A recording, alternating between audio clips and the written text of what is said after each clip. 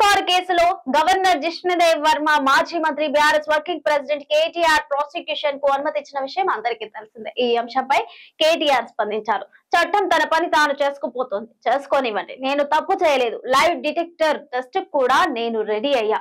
ఇంతకు మించి చెప్పేదేం లేదు. అయినా సీఎం రేవంత్ రెడ్డి నన్ను అరెస్ట్ చేసే ధైర్యం చేయడంటూ కేటీఆర్ వ్యాఖ్యానించారు. అనంతరం మీడియా చిట్చాట్ లో కేటీఆర్ మాట్లాడుతూ, నన్ను అరెస్ట్ చేసే ధైర్యం రేవంత్ రెడ్డికి లేదు. నా అరెస్ట్ జరగదు. ఆ కేసులో ఏమీ లేదని రేవంత్ రెడ్డికి కూడా తెలుసని కేటీఆర్ అన్నారు. పార్టీ ఫిరాయింపుల వ్యవహారంపై మాట్లాడుతూ, దానం నాగేంద్రతో రాజీనామా చేయించి కడియం శ్రీహరిని కాపాడే ప్రయత్నం జరుగుతోందని కేటీఆర్ తెలిపారు. దానం కాంగ్రెస్ గుర్తుపై సికింద్రాబాద్ ఎంపీగా పోటీ చేసి దొరికిపోయాడు. అనర్హత వేటు పడితే ఇజ్జత్ పోతుందని రాజీనామా చేపిస్తున్నారు. సాంకేతిక సాకులు చూపి కడియంను కాపాడే ప్రయత్నం చేస్తున్నారు. ఖైరతాబాద్ ఉప ఎన్నిక కంటే ముందే గ్రేటర్ ఎన్నికలు వస్తాయని కేటీఆర్ అన్నారు.